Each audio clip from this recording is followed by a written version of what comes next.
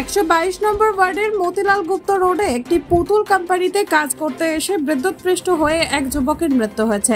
স্থানীয়রা জানান, জেনারেটর সারাতে গিয়ে দুর্ঘটনাটি ঘটে। হাসপাতালে নিয়ে গেলে তাকে মৃত বলে ঘোষণা করা হয়।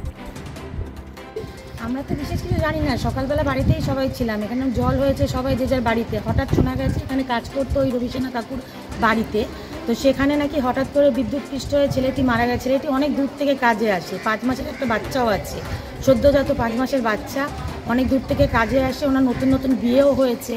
তারপর এখানে হওয়ার অনেক চেষ্টাটা অবধি করা হয়েছে, কিন্তু কিভাবে লাগলো, কি করে হয়েছে সেটাও জানি না। মোটামুটি রাস্তায় তার খোলা ছিল নাকি কিছু একটা ছিল, যে কারণে বিদ্যুৎস্পৃষ্ট হয়ে তখন কেউ ছিল না আশেপাশে। মেনলি ওকে যে বাঁচাবে বা কোনো ধরনের কিছু করবে কেউ এখানে ছিল না।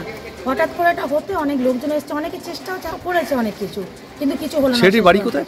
সেটির বাড়ি বোধহয় ঠিক বড় কাছেই বা এরকম কোনো দূর থেকে আসে, এইদিকে নয়, অনেকটা দূর। কিরকম বয়স হবে? বয়স বেশি না, আসে হবে মাত্র বিয়ে হয়েছে, বেশিও না, কত হলে 32 থেকে 35 হবে। নামটা কিছু জানা গেছে? নামটা ঠিক আমি বলতে পারবো না।